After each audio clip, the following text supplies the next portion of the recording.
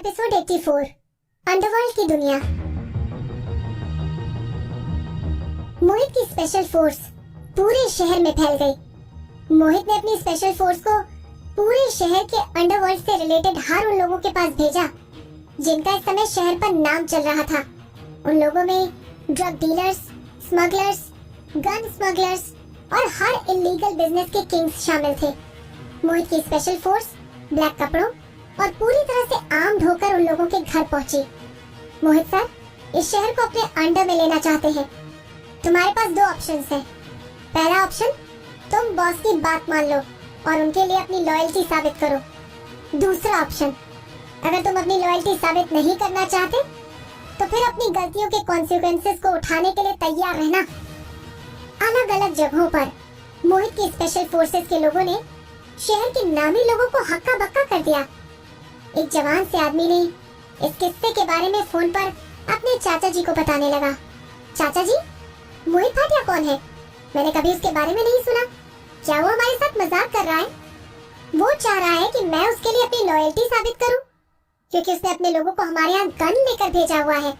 क्या उसे नहीं पता कि कसाना फैमिली किन चीजों से डील करती है? अपने आप को समझता क्या है? लगता उसे मरने से डर नहीं लगता। शायद वो हमारी कसाना फैमिली से लड़ने का अंजाम जानता नहीं। हम दोनों के बीच की बातें उसके आदमी सुन तो नहीं रहे? फोन की दूसरी तरफ से उसके चाचा ने पूछा। नहीं, उस जवान आदमी ने जवाब दिया। तो फिर अच्छी बात है। अगर उन्होंने तुम्हारी बात सुन ली तो तुम आगे कभी कुछ बोलने के लायक नहीं रहोगे।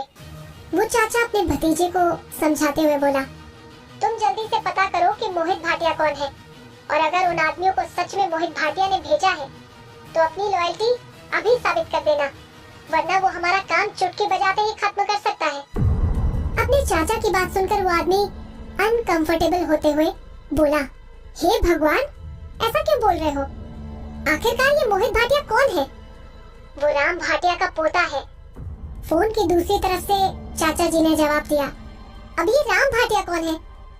वो आदमी अपने चाचा जी की बात सुनकर और भी ज्यादा कंफ्यूज होने लगा।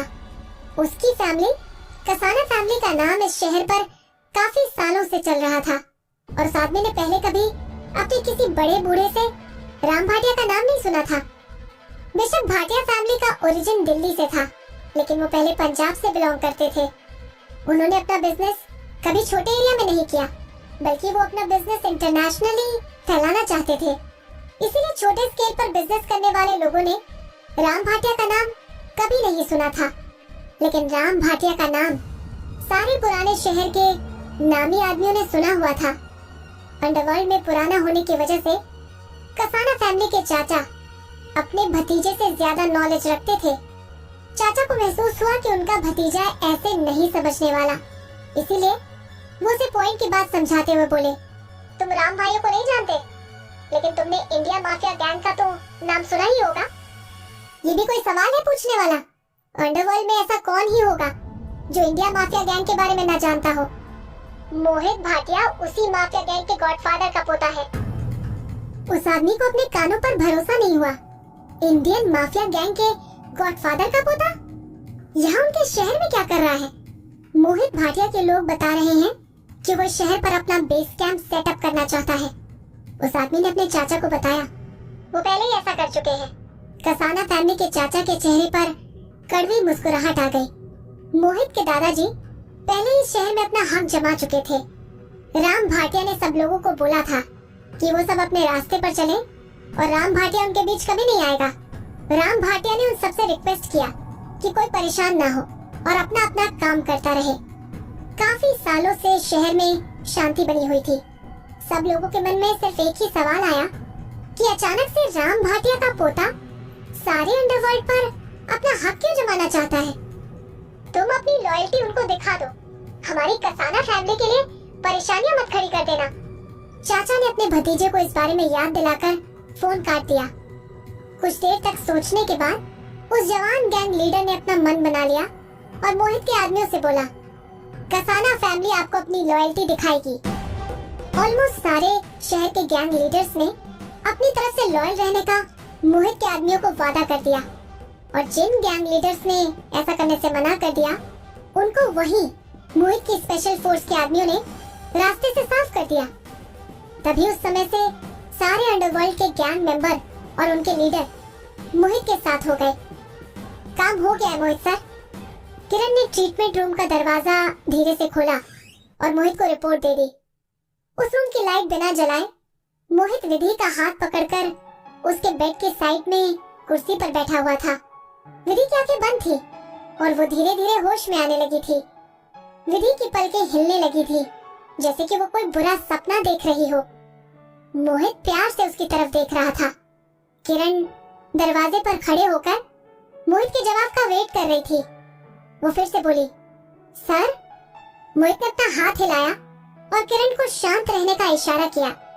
मोहित ने विधि का हाथ थोड़ा ऊपर किया और उसके ऊपर चद्दर डालकर बिना आवाज किए बाहर आ गया। क्या अंडरवर्ल्ड के सारे लोग हमारे साथ हैं? मोहित ने किरण से पूछा। हाँ। किरण जमीन की तरफ देख रही थी और कोशिश कर रही थी कि वो अपनी जेलसी छुपा कर रखे।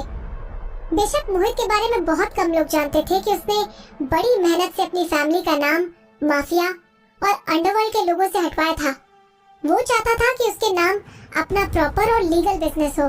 हालांकि उसकी ये सारी मेहनत पानी में बहती हुई नजर आ रही थी क्योंकि कोई लड़की परेशानी में थी। उन लोगों को अपनी लॉयल्टी प्रूव करने दो। मोहित शांत होकर बोला। मोहित ने अंडरवर्ल्ड के लोगों को अपने अंदर इसीलिए नहीं किया था कि वो अपना गुस्सा कहीं और निकाल सके, बल्कि वो चाहता था कि विधि पूरे शहर में जहाँ पर भी हो वो बस सेफ रहे और मोहित को अपने छोटे मोटे काम पूरे करने थे। किरण ने मोहित की बात सुनी और उसको आगे पास कर दिया। क्या तुम चाहते हो कि मैं कपूर फैमिली के बिजनेस को खराब कर दूं? वो कोई बच्चा नहीं है। बेशक कपूर फैमिली की कनेक्शन अंडरवर्ल्ड से नहीं है, लेकिन इसका मतलब ये नहीं कि पुलिस वाले भी उनका साथ नहीं देंगे और उनके पास अपनी प्राइवेट सिक्योरिटी है। कपूर फैमिली ने इस शहर में पहले से अपना नाम कमा रखा है और कपूर फैमिली के साथ आसानी से पंगा नहीं लिया जा सकता। कसाना फैमिली के भतीजे की शक्ल रोने जैसी हो गई। अच्छा, ऐसा है? मोहित के स्पेशल फोर्स के लीडर ने मुस्कुराते हुए कहा। तो क्या तुम अपनी लॉयल्टी भाटिया फैमिली को प्रूव नहीं करना चाहते हो? वो आदमी बहुत ही मुसीबत भरी सिचुएशन में आकर फंस गया। एक तरफ कपूर फैमिली की दुश्मनी थी और दूसरी तरफ भाटिया फैमिली का प्रेशर। वो भाटिया फैमिली को जरा भी ऑफेंड नहीं करना चाहता था क्योंकि वो जानता था कि अगर उसने ऐसा करने का कुछ सोचा तो उसको यही मार दिया जाएगा या फिर उसके हाथ पैर तोड़कर शहर से बाहर निकाल दिया जाएगा। और ऊपर से उसके चाचा ने उसे पहले ही वार्निंग दे दी थी। ये जानते हुए कि मोहित भाटिया माफिया बैकग्राउंड से बिलोंग करता है और उसे भरोसा था कि मोहित भाटिया कुछ भी करने के लिए केपेबल है। बहुत देर सोचने के बाद उस आदमी को रियलाइज हुआ कि भाटिया फैमिली को ऑफेंड करना कपूर फैमिली से दुश्मनी लेने से ज्यादा खतरनाक हो सकता है। ये सोचकर उस आदमी ने कपूर फैमिली को बर्बाद करने के लिए हाँ कह दिया। दूसरे गैंग लीडर की भी यही सोच थी और वो भाटिया फैमिली से पंगा नहीं लेना चाहते थे। उन सभी गैंग लीडर्स ने मोहित के ऑर्डर देने पर कपूर फैमिली के recording studio, entertainment club houses और यहाँ तक कि ऑफिस बिल्डिंग को भी बर्बाद कर दिया। कपूर फैमिली बर्बाद होने के करीब आ गई। बेशक कपूर फैमिली का काम इंटरनेशनली फैला हुआ था, लेकिन इस शहर में अंडरवर्ल्ड के लोगों से बचना बहुत मुश्किल था।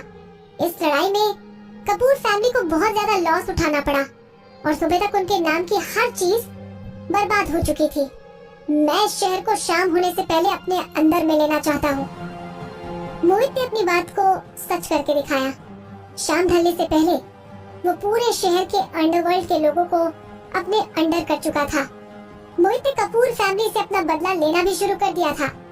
हर इंसान की एक वीकनेस होती है और ये लड़ाई एक लड़की की वजह से शुरू हुई। अंडरवर्ल्ड के लोग जान चुके थे कि मोहित भाटिया की वीकनेस एक लड़की थी। फ्यूचर में अंडरवर्ल्ड का कोई भी आदमी इतना बेवकूफ नहीं होगा कि कपूर फैमिली के कहने पर उस लड़की को जरा भी चोट पहुंचा सके। वापस ट्रीटमेंट रूम में विधि को होश आने लगा और उसने धीरे से अपनी आंखें खोली।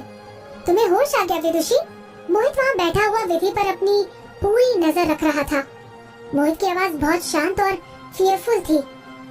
उसकी आंखों में देखकर जरा भी पता नहीं चल रहा था कि जो कुछ भी अभी उसने करवाया वो इंसान भी उसी के अंदर का एक हिस्सा है।